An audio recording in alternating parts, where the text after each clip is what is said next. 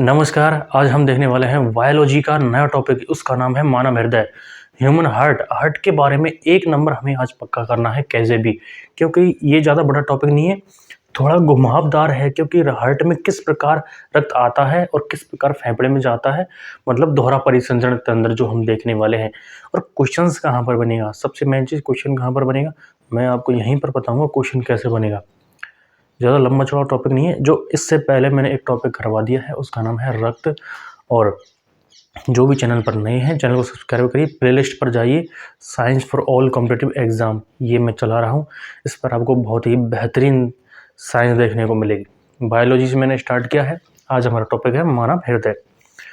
हृदय के बारे में हम सारी जानकारी यहाँ पर लेने वाले हैं। और क्वेश्चंस कहाँ पर बनते हैं, सबसे मेन चीज़ क्वेश्चन कहाँ पर बनेगा। तो सबसे पहला पॉइंट, अगर पहला पॉइंट हम देखें, मानव हृदय जो होता है, मानव हृदय अभी तो मैं वैसे ही बनाकर बता रहा हूँ।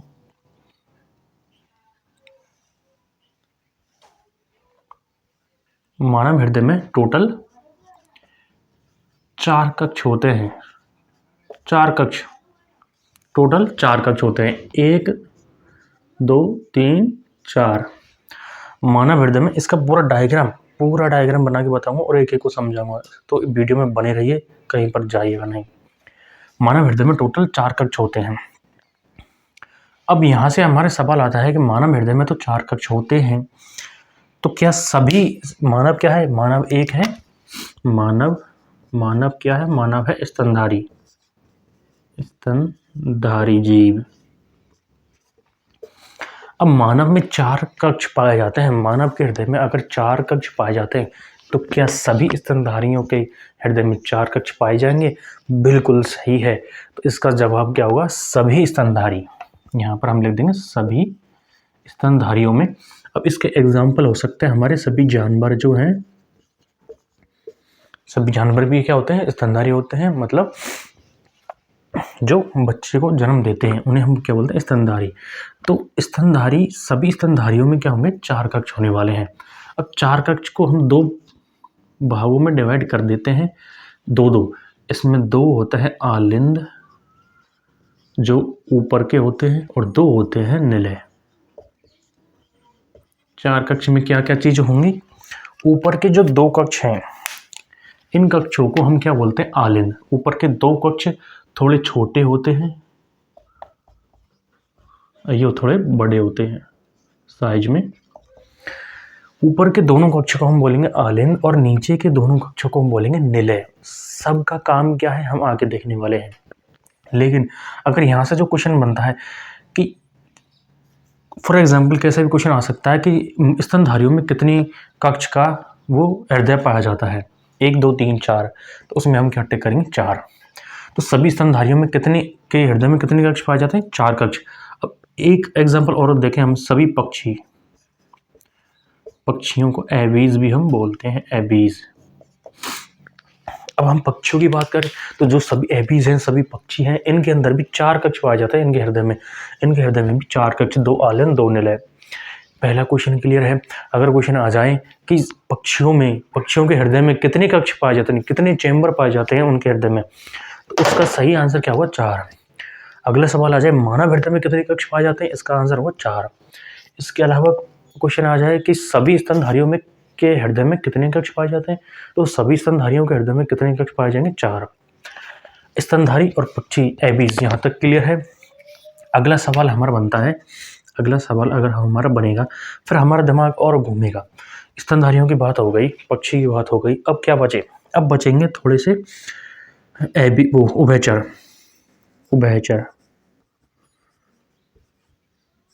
उभयचर भी बच रहे हैं। फिर इसके बाद जो सरीसृप भी बच रहे हैं अभी, तो सरीसृप रेप्टाइल जी बोलते हैं। सरीसृप मतलब जो रेंग कर चलते हैं, सांप वगैरह, वो छिपकली वगैरह, इन सब को सांप, गोर्रा या नेवला, ये सब किस में आते हैं, ये सरीसृप में आते हैं। डाइवर्सिटी सबने पढ़ी है, तो सरीसृप क्या होता है, जो रेंग कर चलते हैं इनमें। और उभयचर का मतलब क्या होता है, डाइवर्सिटी सभी ने पढ़ी होगी। उभयचर का मतलब होता है जो जल और स्थल दोनों में अपना जीवन यापन कर सकते हैं। जल में भी रह सकते हैं, स्थल में रह सकते हैं। तो मछली क्या है? मछली उभयचर है? बिल्कुल नहीं है, क्योंकि मछली सिर्फ पानी में रह सकती है, तो मछली उभयचर में नहीं आएगी। जानवर क्या है? जानवर, पक्षी क्या है? तो ये क्या स्थल पर रहते हैं? क्या ये पानी में रह सकते हैं? बिल्कुल नहीं रह सकते। तो उभयचर में कौन आता है? उभयचर में आता है, आपने देखा होगा, मेंढक। मेंढक किस में आएगा? उभयचर में। मेंढक या फिर मेंढक की प्रजाति के और भी जो जीव होते हैं, ये क्या होते हैं? उभयचर होते हैं। उभय का मतलब होता है कॉमन, कॉमन चर मतलब जल में भी अपना जीवन यापन करते हैं और स्थल में भी करते हैं। तो मेंढक, बारिश के मौसम में मेंढक पानी में रहता है, सभी ने देखा हुआ, आवाज़ निकालता है, टक टक टक टक टक टक टर, ऐसी आवाज़ निकालता है।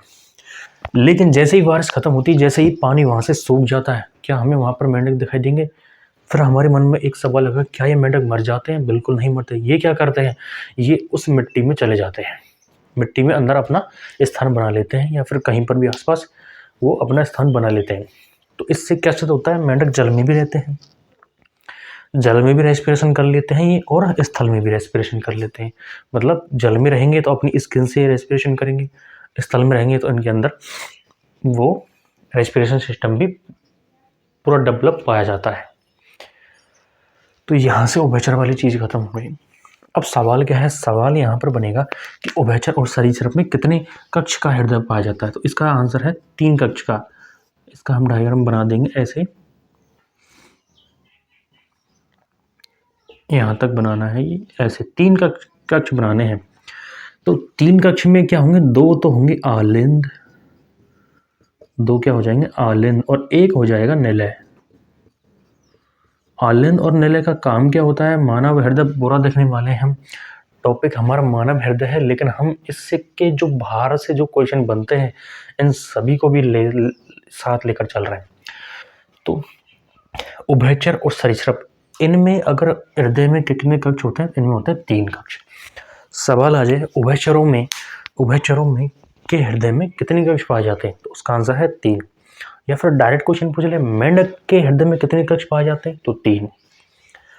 अगला सवाल कैसे बनेगा? मेंढक के हृदय में कितने आलिंद पाए जाते हैं? आलिंद 2।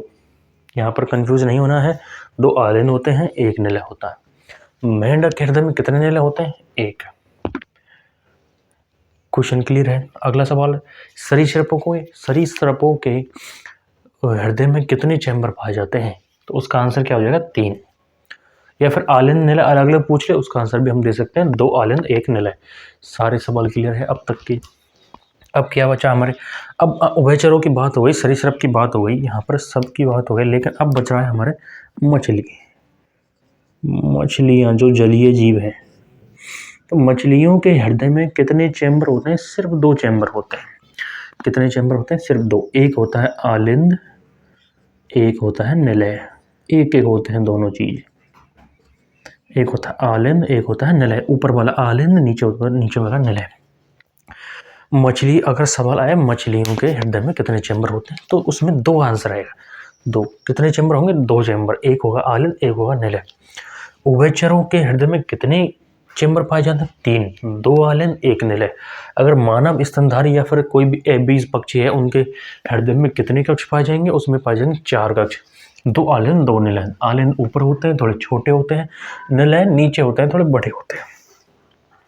और निलय की जो पेशियां होती हैं वो थोड़ी मजबूत होती हैं। क्यों होती हैं? इसका रीजन हम आगे देखेंगे। इतना क्लियर है, इसको जल्दी से नोट करो। जितने भी क्वेश्चन बनते हैं, पढ़ने का सबसे अच्छा तरीका ये होता है, टॉपिक को देखो क्वेश्चन कहाँ पर बनेगा, क्योंकि इस ह्यूमन हार्ट से सिर्फ एक क्वेश्चन बन सकता है कहीं पर भी। अगर या तो यहाँ पर बनेगा क्वेश्चन इस हार्ट से, या फिर हम मानव हृदय की जो क्रियाविधि देखने वाले हैं उससे भी एक क्वेश्चन बन सकता है। तो किसी भी एग्जाम में यहाँ से एक क्वेश्चन जरूर देखने को मिलेगा। इसको जल्दी से लिखिए, इसके आगे हम अगला देखने वाले हैं। इतना जानने के बाद अब हम देखेंगे मानव का जो हृदय होता है। ये डायग्राम है, थोड़ा ठीक नहीं बना, लेकिन समझने के लिए काफ़ी है, क्योंकि ज़्यादा घुमावदार डायग्राम बनाएंगे तो समझ में नहीं आएगा। यहाँ पर हम इससे आसानी से समझ लेंगे एक एक पार्ट को। तो सबसे पहले हृदय हम लिख देंगे यहाँ पर, हार्ट। नॉर्मल सी जानकारी, अगर 1-2 जानकारी हम देखें तो इसका जो वजन होता है लगभग 300 ग्राम का होता है, लगभग 300 ग्राम का होता है और आकृति बंद मुट्ठी जैसी आकृति होती है। ये बिल्कुल नॉर्मल फैक्ट है इसके। अब इसमें यहाँ पर देखेंगे आलिंद ऊपर है दोनों, ये बायां आलिंद है, यहाँ पर ये दायां आलिंद है, ये बायां निलय है, ये दायां निलय है। क्योंकि ऐसे हम खड़े होते हैं तो हमारा हार्ट क्या होता है, लेफ्ट साइड होता है। इधर बायां आलिंद बायां निलय, इधर दायां आलिंद और दायां निलय। अब आलिंद और निलय में क्या फ़र्क होता है, थोड़ा इसको हम देख लेते हैं। आलिंद और निलय, अगर क्वेश्चन यहाँ पर आ जाए तो आलिंद का काम क्या होता है, आलिंद। अब इस नाम से पता चला आलिंद मतलब इसमें रक्त आता है, रक्त आता है या फिर रक्त को ये ग्रहण करता है। आलिंद मतलब इसमें आता है, क्या आता है, रक्त आता है या फिर ग्रहण करता है। निलय, नीलय, नीलय मतलब कुछ चीज बाहर जा रही है, मतलब बाहर निकालता है, किसको, रक्त को बाहर निकालता है। तो ये निलय क्या करता है, रक्त को बाहर निकालता है, बाहर पंप करता है। आया समझ में। आलिंद और निलय दोनों हैं। आलिंद ऊपर होते हैं तो रक्त को ग्रहण करते हैं, निलय रक्त को वापस पंप करते हैं। निलय मतलब इनसे निकलता है रक्त, वापस इसको पंप करते हैं। निलय की एक जानकारी, इनकी पेशियां मजबूत होती हैं, पेशियां मजबूत होती है। अगली बात, साइज में थोड़े ये बड़े होते हैं। अब पेशियां मजबूत क्यों होंगी, साइज में बड़े क्यों होंगे, क्योंकि इनमें रक्त को ये पंप करते हैं, वापस धकेलते हैं। जैसे रक्त आएगा ये रक्त को वापस धकेलेंगे, तो इसलिए इनकी जो मसल्स हैं ये मजबूत होना बहुत ज़रूरी है। तो इसलिए इनकी मसल्स क्या होंगी, मजबूत होती है। ये कुछ फैक्ट हैं हमारे हार्ट से रिलेटेड। 300 ग्राम के आसपास इसका वजन होता है। बंद मुट्ठी जैसी आकृति होती है इसकी। आलिंद में रक्त आता है, निलय रक्त को वापस पंप करता है।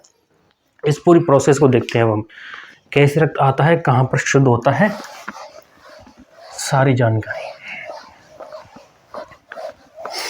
यहाँ से 1-2 क्वेश्चन बनने की संभावना होती है, हर एक क्वेश्चन पर हम चर्चा करेंगे। अब इसमें पूरी प्रोसेस देखने वाले हैं हम। तो इसमें जो सबसे पहले जो अशुद्ध रक्त होता है, अशुद्ध रक्त क्या होता है, जिसमें CO2 हो, जिसमें CO2 कनेक्टेड हो। अगर O2 कनेक्टेड है तो उसे हम बोलेंगे शुद्ध रक्त।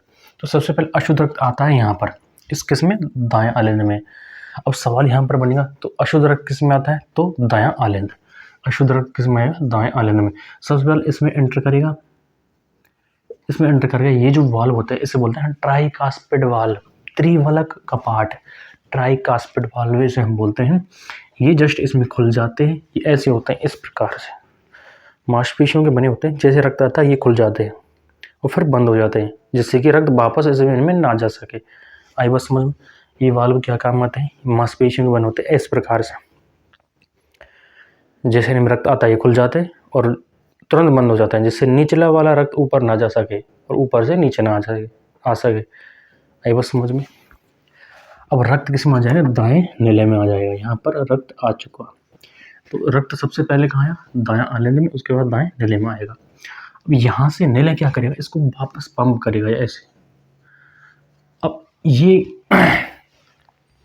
वापस पंप करेगा तो ये वाल्व खुल जाएंगे यहाँ से, और ये रक्त सीधा ऐसे किस में चल जाएगा, फेफड़े में चल जाएगा। किस में चले जाएगा, फेफड़े में। क्योंकि फेफड़े में क्यों जाएगा, ये है CO2 युक्त अशुद्ध रक्त है, तो फेफड़े में क्यों जाएगा, ये शुद्ध होने के लिए जाएगा। शुद्ध होने के लिए फेफड़ों में क्या होगी, इसमें ऑक्सीजन कनेक्ट हो जाएगी। यहाँ से इसको रिलेट करो। सबसे पहले अशुद्ध रक्त आया किसमें, दायां आलिंद में, दायां आलिंद से दायां निलय में जाएगा। निलय इसको वापस पंप करेगा यूँ, तो वापस पंप करने के बाद ये फेफड़ों में चले जाएगा। अब फेफड़ों में ये क्या हो जाएगा, O2 से कनेक्ट हो जाएगा कोशिकाओं में, जो मैंने श्वसन में समझा था। इसके बाद फुफ्फुस शिरा से ये वापस इसमें आएगा बाएं आलिंद में, बाएं आलिंद से बायां निलय में जाएगा। ये होता है शुद्ध रक्त, O2 युक्त। शुद्ध रक्त का मतलब होता है O2 युक्त रक्त। बायां नीले में आएगा, नीले वापस इसको पंप करेगा तो यहाँ महाधमनी से होकर ये सीधा शुद्ध रक्त पूरे शरीर में चला जाएगा। तो इसका सबसे एक बेसिक हम देखें तो सबसे पहले दायां आलिंद से दायां नीले, सबसे पहले रक्त आया दायां आलिंद में, इसके बाद दायां नीले में, इसके बाद सीधे जाएगा फेफड़ों में। फेफड़ों में क्या होगा, इसमें O2 कनेक्ट होगी, इसका मतलब ये शुद्ध हो जाएगा। शुद्ध होने के बाद वापस आएगा ये इसमें बाएं आलिंद में, बायां आलिंद में आएगा, बायां आलिंद से बायां नीले में जाएगा, बायां नीले से ये पूरे शरीर में पंप कर दिया जाएगा इसको शुद्ध रक्त को। तो इसे हम बोलते हैं दोहरा परिसंचरण तंत्र। मतलब इसमें 2 बार रक्त हृदय में आता है, एक बार यहाँ पर आएगा, वापस फेफड़े में चले जाएगा, फिर फेफड़े से शुद्ध रक्त यहाँ पर आएगा, बायां नीला इसको वापस पंप करके पूरे शरीर में भेज देगा। यहाँ से क्वेश्चन बन सकते हैं कि सबसे पहले अशुद्ध रक्त किसमें आता है, दायां आलिंद में। रक्त का शुद्धिकरण कहाँ पर होता है, शुद्धिकरण का मतलब होता है उसमें ऑक्सीजन कनेक्ट होती है, तो फेफड़ों में होता है। फुफ्फुसरा से इसमें रक्त आएगा और वापस महाधमनी से होता हुआ किस में चले जाएगा, पूरे शरीर में चले जाएगा। ये था ह्यूमन हार्ट की जो क्रियाविधि होती है, कैसे रक्त आता है, दोहरा परिसंचरण तंत्र क्या होता है। इसके बाद हम कुछ एक छोटा सा टॉपिक है उसको भी हम देखने वाले हैं। इसके बाद 2 चीज़ें होती है, धमनी और शिराएं। धमनी शिराएं क्या करते हैं, रक्त को फेफड़ों में लाने और ले जाने का काम करते हैं। हृदय में रक्त अशुद्ध रक्त आता है शिरा के द्वारा, जबकि शुद्ध रक्त को धमनियाँ पूरे शरीर में ले जाती हैं। तो बेसिकली धमनियों की दीवार थोड़ी मोटी होती है, जो मोटी मोटी नसें होती हैं अंदर धसी हुई होती है, ये अंदर धसी हुई होती है। जबकि शिराएं होती हैं, शिराएं मतलब शिरे पर पाई जाती है, ऊपर जो पतली पतली नसें पाई जाती हैं उन्हें हम बोलते हैं शिरा। शिराएं क्या करती हैं, फेफड़ों में CO2 युक्त रक्त को लाती हैं फेफड़ों में, तो ये इसका काम क्या हो जाएगा, CO2 युक्त रक्त लाती हैं। जबकि धमनी हृदय से O2 युक्त रक्त को पूरे शरीर में ले जाती हैं। 2-3 डिफरेंसेस के ज़्यादा नहीं है, छोटे मोटे। तो यहाँ पर हमारा ये टॉपिक खत्म हो जाता है हृदय वाला। इससे जो भी क्वेश्चन बनता है मैंने यहाँ पर बता दिया है। इसके अंदर जो भी और जानकारी होगी वह अगली वीडियो में आपके सामने लेकर आऊँगा। तो चैनल को सब्सक्राइब करिए और वीडियो को लाइक और शेयर जरूर करिएगा।